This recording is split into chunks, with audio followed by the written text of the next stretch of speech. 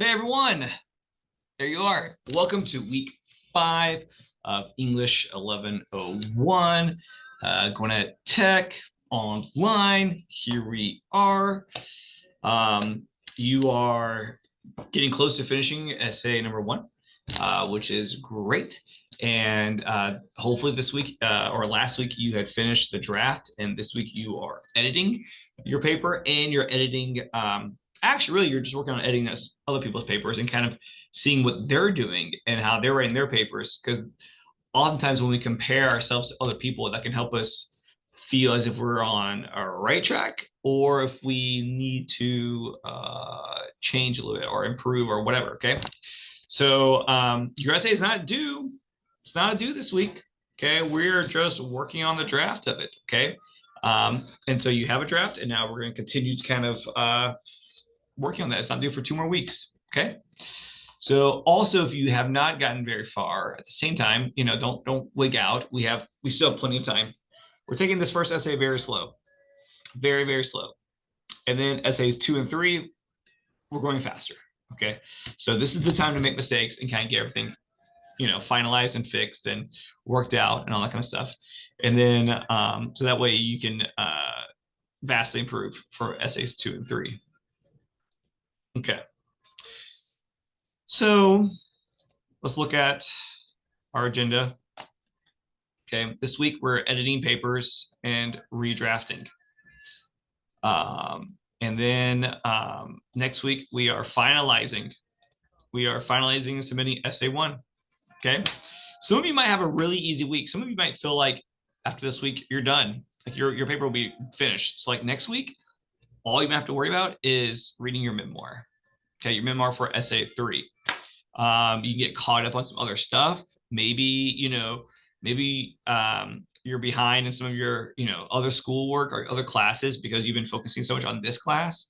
Or maybe some of you, I know some of you have had some like COVID or different medical issues, and next week will be really good for you to get caught up as well. Okay. So on our Blackboard page, I hope you all read my long Friday email to you about the grading and the things I'm noticing. Um, okay, so this week you are using this sheet, the peer review sheet. Okay, and this is where you're going to submit this peer review, which I'm going to go over today.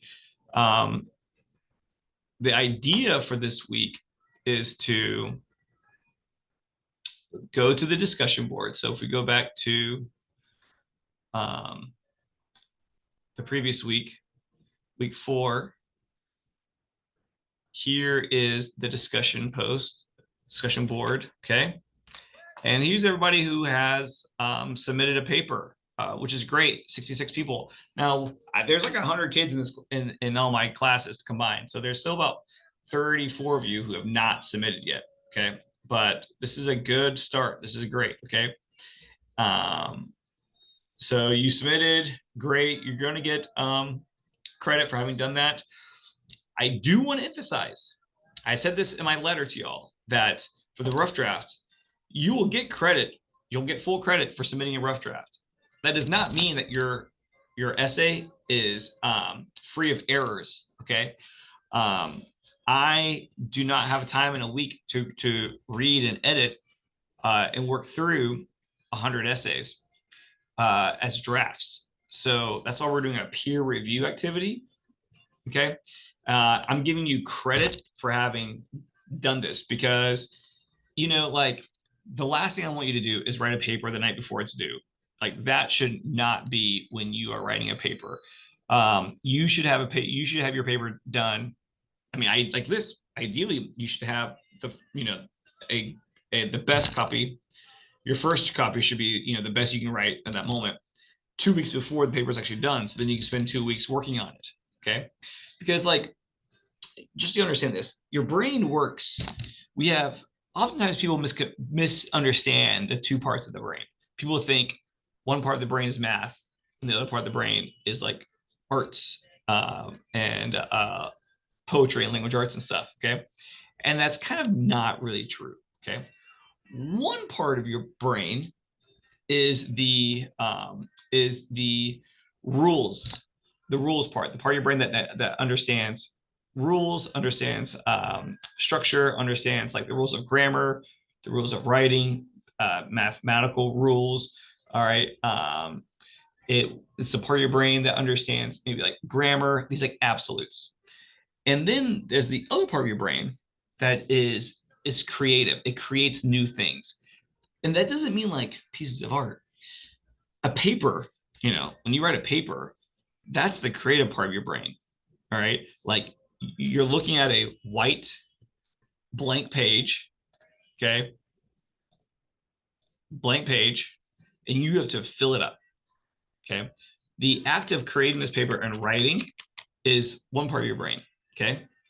And then the editing of that paper and making sure that your language is correct and that you have complete sentences and you have periods and punctuation, you have formatting. That's the other part of your brain. All right. Left right brain is not people who like numbers and people who like words. That's actually not it. It's people left right brain, left sided brain is creating something new that wasn't there, like a piece of writing. And then right sided brain is being able to solve a problem using that's already there, and then you just use the facts that you know to solve it. So having to go from this white blank page to this is left brain creating it. Now the editing process is right brain, where we are making sure that all the rules are being followed. Okay, so you know, taking time, allowing yourself plenty of time to do one thing at a time, it will produce a better result. So if you are writing your paper the night before or 2 days before, you are having to create left side and then use all your rules of grammar and of the assignment and of logic right side all at the same time. And that can cause a lot of mistakes, okay? Because you're having to switch back and forth, back and forth, back and forth, versus getting it all out first, left side, and then being able to only have to focus on fixing grammatical, structural rules, right side. Okay. All right. So there we go. So that's why I like having making sure that you give yourself plenty of time to do this type of work. All right. Okay. So this week, again, you're going here. Okay, and you're going to edit someone's paper. All right. I have a rubric for you in which you are going to use. If you go to uh, weekly lessons, all right, there is this rubric. Click on this. There we go. Okay. So this is the rubric that you're going to use. I know a lot of people are like, "Oh, I'm not a good peer reviewer because I don't know grammar. I don't know punctuation." And guess what? I'm not asking you to do that. Okay. I'm not asking you to edit someone's paper for grammar or punctuation. Okay. What I'm asking you to edit for is very specific and objective things that you can just look at and see if they do or no, or if they don't do. Okay. So you will what you're gonna do is first you're gonna download this peer review sheet. Okay, download this. Okay, I would save as and then put your name. You know, Jimmy Schmidt peer review rubric. Okay, and your name is Jimmy Schmidt. All right, and let's say you are going to. So then what you do is you go on back to the discussion board. Let's see.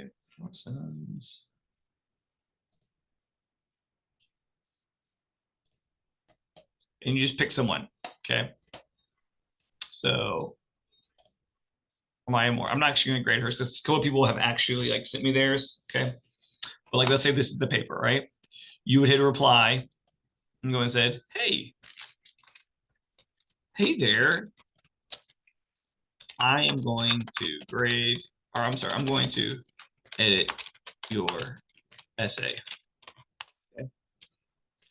And then hit submit. Now I'm not going to hit submit because I'm not editing this person's essay. And then now that person is claimed. The person is claimed. So if so no one else can edit that paper, okay? Because someone has already claimed it. Once someone's claimed it, then that's it. And then you have to go through and you have to find someone else's paper to peer review. They don't have to peer review yours, okay? If Eddie Smith volunteers to edit Maya Moore's paper, Maya Moore doesn't have to grade Eddie Smith's paper, okay? I mean, it might be just nice to do that, but Maya Moore could go on and decide to edit Mia Lincoln's paper, whatever, okay? But you gotta claim it though. Once you claim it, then that means that like someone else has to move on because the goal is that like every single person gets theirs graded. And so like we don't need like a person have their paper graded multiple times, and then that leaves other people whose paper haven't been edited. You don't have to partner, okay? That would suck. Hopefully, every single person will get someone who has edited their paper, okay? All right, so then what you do is you pull up their paper, okay? So let's say I'm editing Chandra Diaz's paper. I have Chandra's up, and then I have the my sheet up. So her name is Chandra Diaz, not a real name. It's not a real paper. Chandra Diaz. Okay. So then I go through this. Let's see if I do side by side. Side by side. There's a Broadway song called that. Side by side.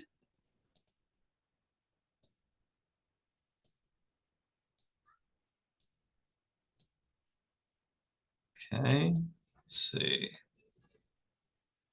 All right. And then I have my Jimmy Schmidt rubric.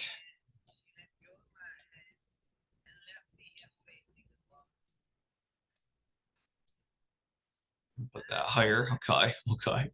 Yeah. Okay. And then I just go through this. It's very easy to fill out. Okay. Emily formatting. Last name capitalized and page numbers in the top right corner of each page. Okay. So right here, DS1, DS2, DS3. Cool. Then I can either highlight this or I can just leave that. Say yes. Okay. Heading correct. Okay. Writer's first and last name. Chandra Diaz. Okay. Yes. Mr. Byers, yes. English 11. Oh, I put 1102. Oh man, I have to resubmit this for y'all.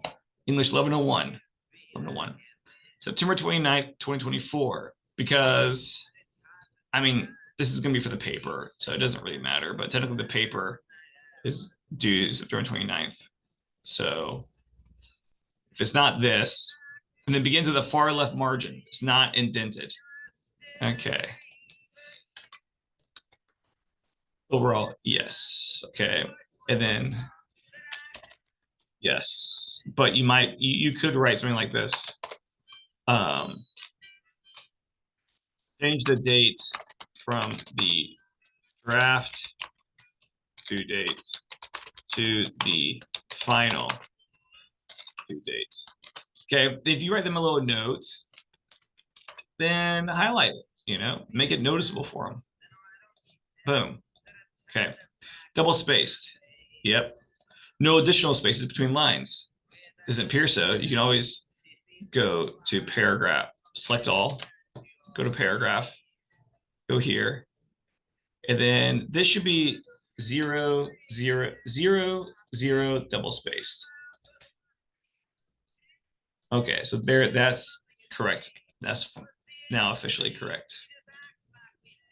0, 0 double. Okay. All right. So no additional space between lines. Correct. Every paragraph is indented. Paragraph indented, indented, indented, indented. I want to ask you this twice because sometimes, I'm telling you, sometimes people get this confused. Okay. Double spaced. Yes. Okay. Ooh, I need to add something here. All right.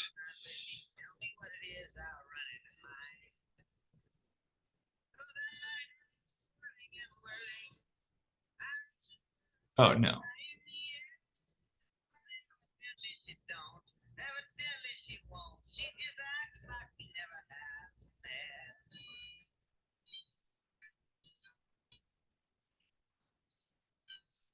Hold on 1 second, y'all. Sorry. I'm having a brain fart here. Screen sharing is paused. Okay, so I'm going to resume that. And then my question is, there it is. All right. Sorry, I had to update something real fast. I just realized I left off on this outline on this peer review sheet, but it's all there now. So here we go. All right, keep going. So every paragraph is indented. We check that. Left alignment or justify. Let's look at this one. Okay. So this one is justified. See how it's straight down this side and it's straight down this side? That's my favorite. To me, I think justified is beautiful. It is so beautiful. Now, technically speaking, it only has to be left. All right. It's all jagged, but you know, it's still correct with left because technically that is MLA formatting. I'm just saying I like justify. All right. So, yep. Okay. All right. If there are no comments, then leave blank. Paragraph 1, personal anecdote. Okay. Does it tell a story from the writer's life? Yes or no? When people ask where you see yourself from years from now, you normally give them answers like building a family, having the career you strive for, even living in a house you never lived in. All things that would make someone happy, things you worked hard for early in life and sure, but like years from now, I imagine myself as a successful entrepreneur, driving a car I want. I imagine my life stress-free with no worries in the world. No worry comes money. Money is the power that gives you freedom to do whatever you want with your life whenever. A good life for me means a life filled with hard work and dedication. Okay. So, while this is about the person, it's not really a narrative, an anecdote, because we don't really get a sense of like where this comes from. What is happening? There's no real like story here. And like I'm like really, really loose with this. All right. Because if you even recall, I mean, like my example that I gave, uh, it's not a total narrative. The whole paragraph isn't, but at least there is a sense of time and place. My eyes were bulging as I read the most graphic book I'd ever experienced. I was 12, going on 13 in just a few months, and still I think I was way too young. Okay, the book was only terrifying for a 13-year-old living in the 90s, pre-iPhone. Okay, so this idea of someone was going to look over my shoulder and see what I was reading, immediately grab the book, yell at me. All right, Southern Baptist parents. All right. So while like this is not like a story, it still get kind of sets the stage of sort of time and place in my life. 12, 13, reading this book. Okay. So there's still kind of a story element to that. Someone asked about a narrative as well. And I'm going to stop share for a moment while I pull this up. And then I'll reshare because I don't want to necessarily show someone's email address or whatever. But they were asking about the anecdote. Okay, and so I'm going to show you an example of, again, someone was asking about anecdotal writing. Okay, share screen. Here we go.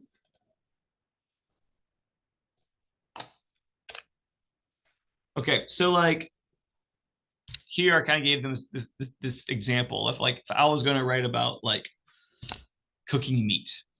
Okay, maybe my topic is about how to cook meat properly, the best way to cook meat. Okay, and so I could define. Maybe I'm going to define the different types. Like what does rare mean? What does medium well mean? What does medium mean? What does a well done mean? Okay, and then I give examples of like what kind of meats are the best to cook for rare and medium well.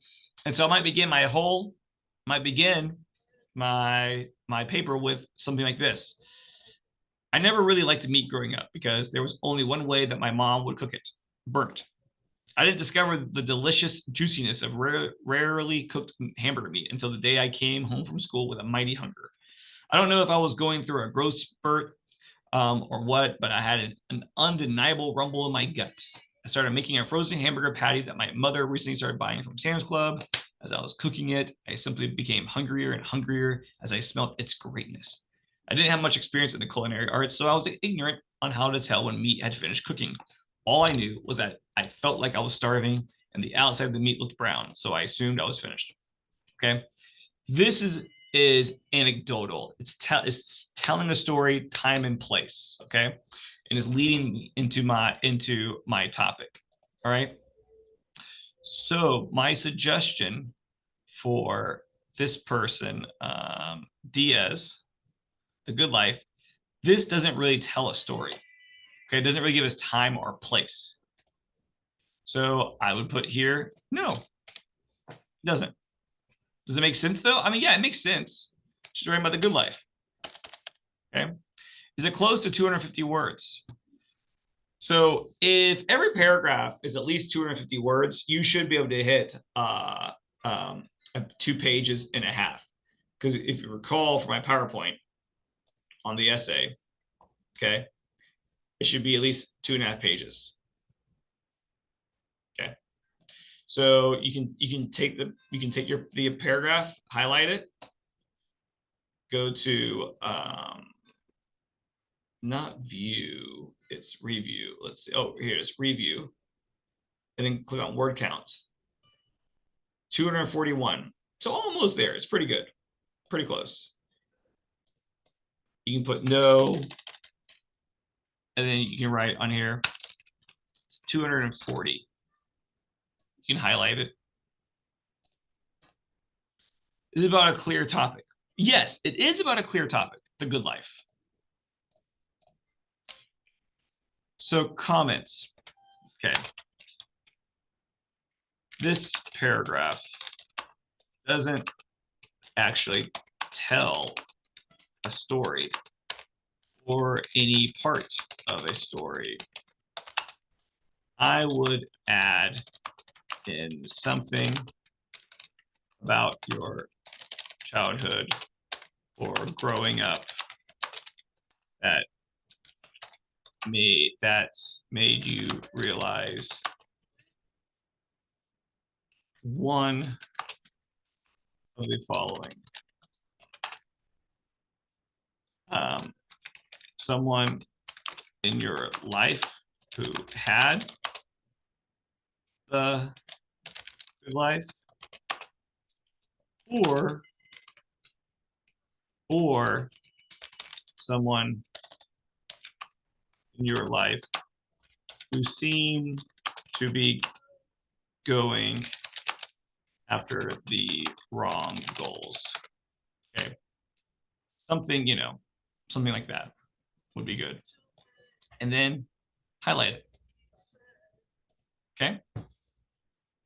Cool. We move on. Look at people like Will Smith, Denzel Washington. How do you think they became successful? Well, well-known actors. They took the time to invest in not only their careers, but also in themselves because they knew they're eventually, no matter what I have going on in my everyday life, I make the effort to show up every day, put in the work for the life I hope to achieve someday. All right, remember, so paragraph 2 is about definition. Is the paragraph indented? Well, yes, it is indented.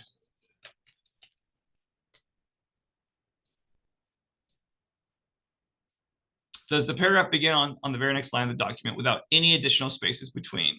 Yes. Is the paragraph topic from the previous paragraph. So in this case, it should be about the good life. Um,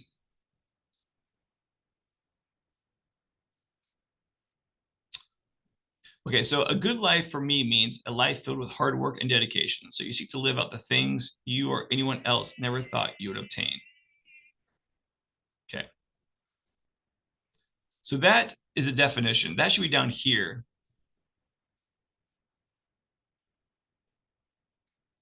The outcome of life is based on what you make from everyday decisions, hard work, and determination throughout your life. There is no time for procrastination or doubts because distractions will be around you daily. It's only up to you to focus on what's important and find a balance of life that best suits. In the day, hard work pays off, as it can be seen. These entrepreneurs. Okay. So this paragraph doesn't really define what the good life is. Okay. Not really.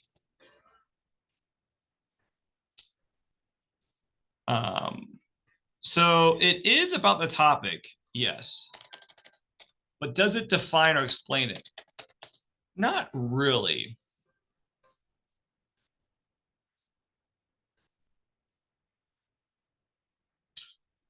What's it? You know, what the good life?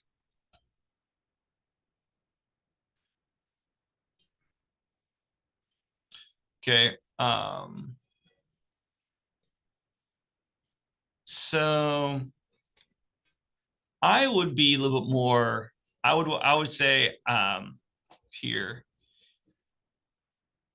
I'm going to jump in the comments, okay?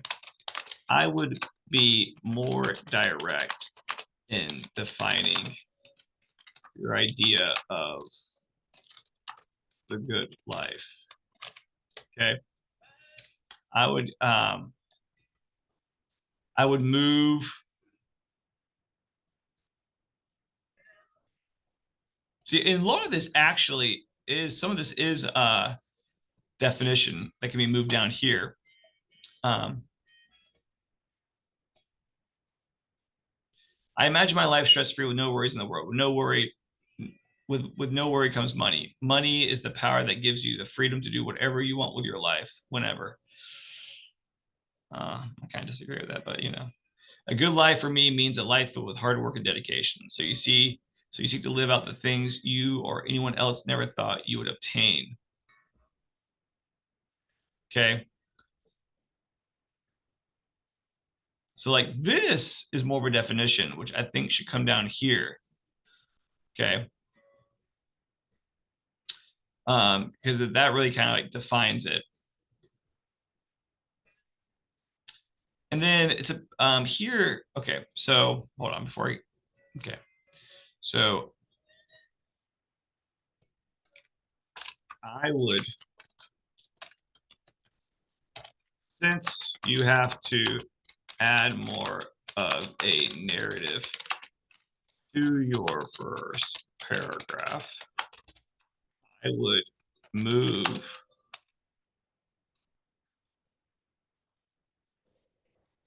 the. I'll move some of the stuff you say in the first paragraph to the second paragraph. You describe your idea of the good life. Okay. Yeah. Is it close to 250 words? Well, let's just look so far.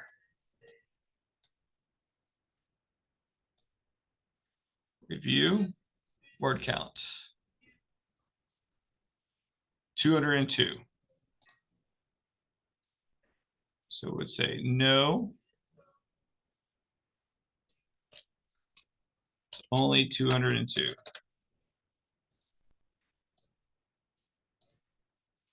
Is there a direct quote in the body paragraph? Yes or no? Yep. Dave Liniger, opinionator for Fox News, says it's about facing challenges head on while maintaining a constructive outlook. Okay. So, yes. Is the quote integrated correctly? Yes. Okay. Here I have written this. So I'm gonna highlight that. Okay. Body paragraph 3, exemplification.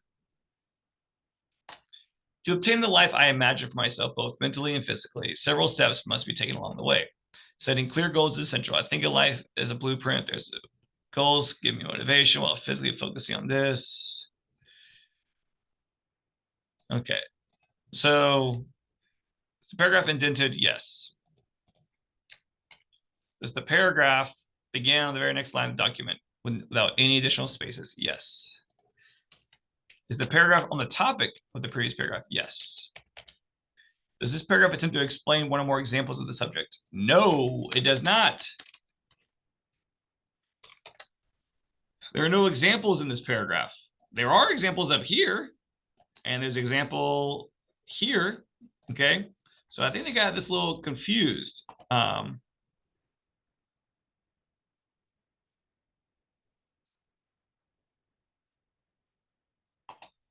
And I get it if like this was the example paragraph and this was the definition paragraph. Okay, but this doesn't define either. This doesn't define the stuff. Okay. So like if people switch those two paragraphs, you know, if the exemplification paragraph is actually up here, fine. But like this doesn't, this is trying to explain also. And so then it has some examples in it. So that should be moved down here to this paragraph. Okay. 250 words. Word count. 166. Nope. 166. There's not a direct quote, which is okay. You don't have to have a direct quote. It says here, is there a direct quote in the body paragraph? As long as there's at least one paragraph that has a direct quote, it's fine. Okay. Some people might not want the direct quote in the definition paragraph. They might want to put the direct quote in their exemplification paragraph, which is totally fine. Okay. Comments. I think you should move the examples discussion from paragraph 2 down to paragraph 3 and highlight it. Conclusion. It's the paragraph about the topic from the previous paragraphs. From as far back as I can remember, I've always tried to be the best at what I do and who I am, being the best child, student, granddaughter, sister, and more. Trying to be the best person I can possibly be allowed me to channel the energy into things I do. Hard work has been tough to me, but about my parents since I can remember, has been taught to me. Okay.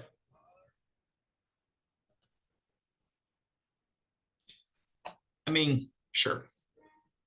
I mean, yeah, no, it is. It is about hard work. Yes. Is the paragraph discussed by the author wanted to discuss it? Yeah. I mean, it's been taught to them by their parents ever since forever. Okay.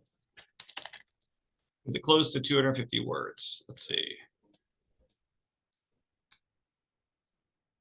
Word count. 218.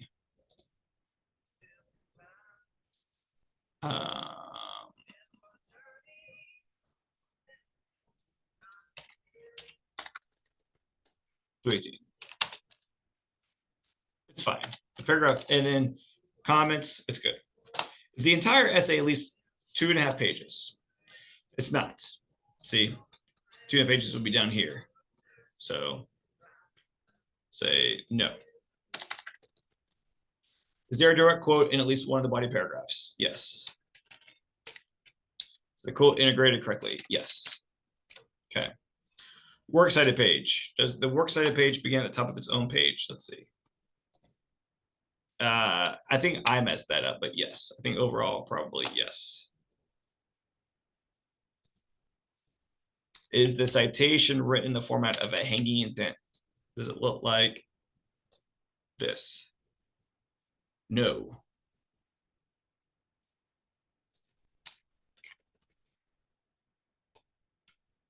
No.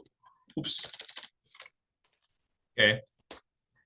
So they need to get this over. Now, I'm sure they probably tried hitting tab and it didn't do it.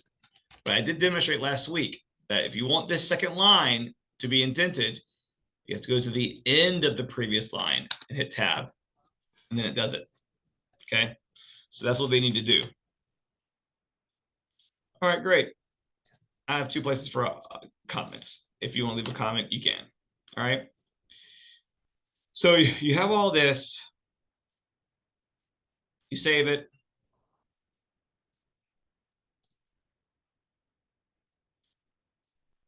And then you find the person's discussion board post,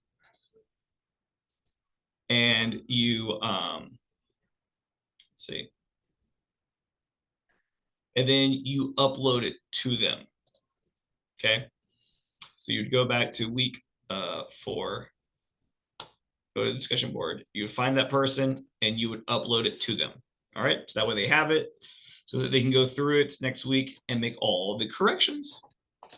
All right. So if there are any questions about that, let me know. I do have 2 other essays that I want to go over real fast, since I told them that I would. Okay. This is Ash Forth, not a real person. Okay. First, I'm going to select everything, and I'm going to make sure that their paragraphs are legit. 0, 0, double, perfect. Okay. Last name up here, first in page numbers, great. This person's paper is a line left, which is fine. That's not incorrect. Okay. I mean, of course, it would look better if it was justified, but I'm not going to take points off for that because it's not technically MLA formatting. Okay. All right. So then I'm just going to breeze through this real fast. My eyes widened as I stepped into the animal shelter for the first time. I felt personal connection. Okay. Anecdote. This is clearly an anecdote about animal shelters. Give it a title, people. Give it a better title. Okay. Loving animals. Whatever. Okay. Go down. So this should be the definition paragraph. Anyone who has visited animal shelter can attest to its often somber atmosphere. The animals frequently lack the love and care they deserve. Volunteering at an animal shelter is a commitment to support and enhancing. This role involves a range of responsibilities from feeding. The essence of volunteering at an animal shelter is rooted in a fundamental human quality, our inclination to help others. As noted by the quote, volunteering. Okay. All right. This is not a good way to introduce a quote. This is not good. And then also, if you recall, y'all, my PowerPoint notes on week 4, at one point in those, I said that you should not have quotes near the bottom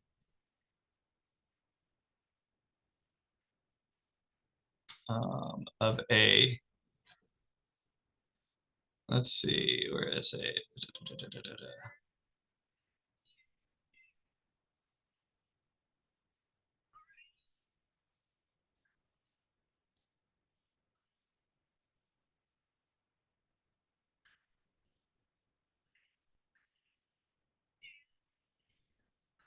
I know somewhere in here. Okay. Nope, that wasn't it. Okay. Dang it. I know I put it somewhere. I don't know. Don't put quotes at the bottom of the page, people. The bottom of your paragraph. It should be higher up. Also, volunteer hub. Remember, no. We cannot have quotes. We're not just having. I did say this though. I know I said this, that you got to have a quote with by a person who is a speaker. Oh, that was in week 3. Let's see.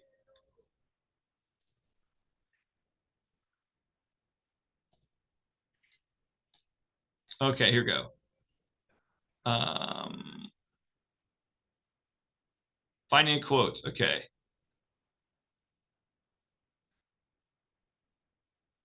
All right. So look, do not use online encyclopedias, organization websites, sources without a specific author. Okay. You gotta have a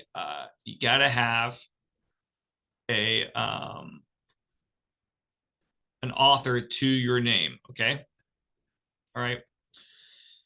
So to the speaker. So here, if we go to this, this is a organizational website, which is what I did not want you to do. And it's a bunch of quotes.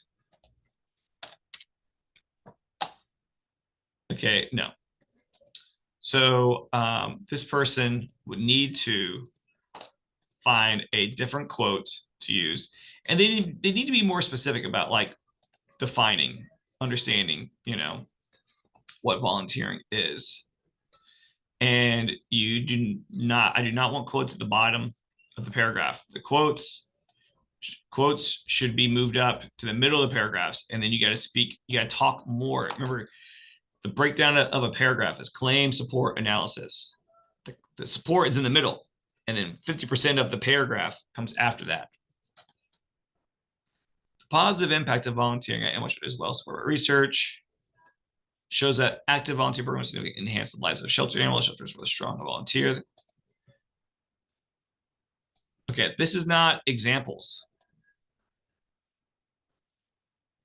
Okay, so this paragraph lacks examples. Okay, like how does volunteering? What are the examples? What are different types of volunteering? Some people volunteer maybe to play with cats. Some people volunteer to clean out animal dwellings. Some people volunteer to help with animals in labs. I mean, like in like vets. This lacks examples. There's no examples here. All right, of what types of volunteering is taking place. Okay, sure. They got this person has, my personal connection. Okay, cool. Okay. And this is not on its own page. This should be on its own page. This needs to be centered. And this source needs to be changed. Can't have, okay. I mean, literally,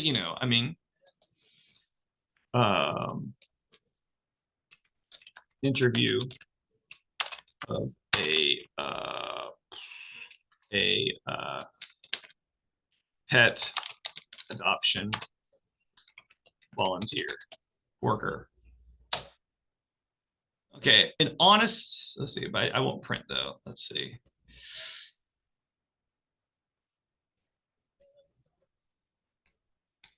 And let's do something like CNN or New York Times.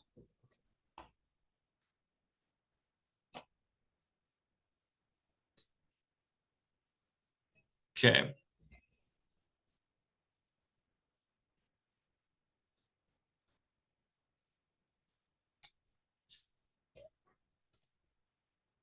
Maybe you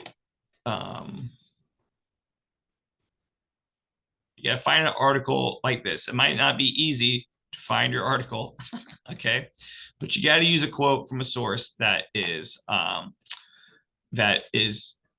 by an actual author, Alison Moreau. Okay.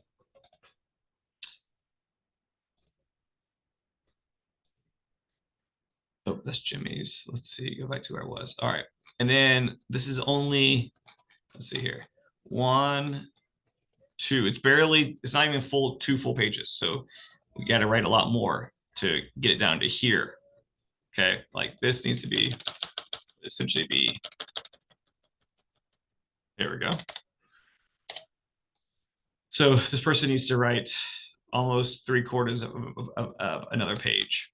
All right. And you need to be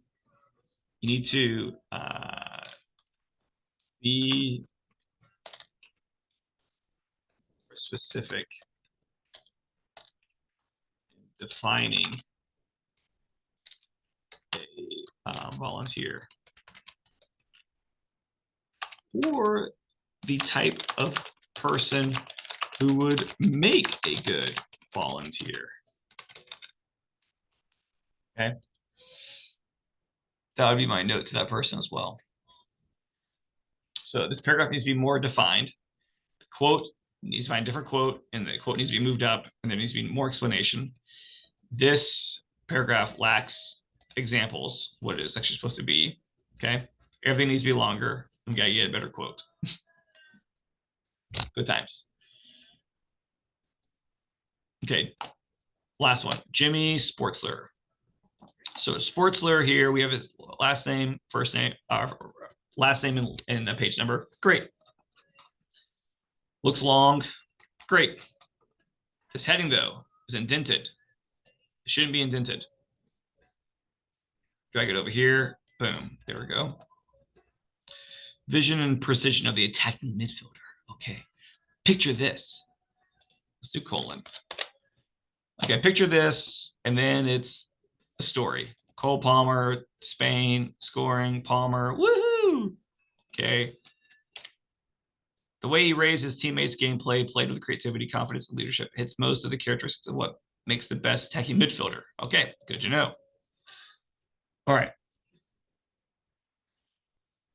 So now we have defining what makes a good attacking midfielder.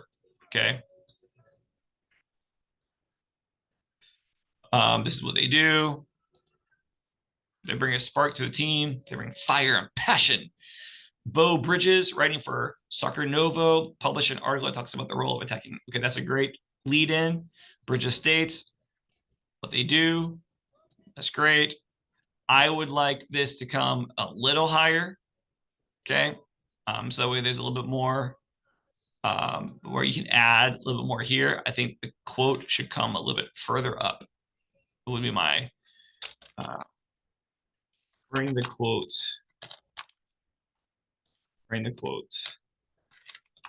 up higher in the paragraph. That would be my suggestion.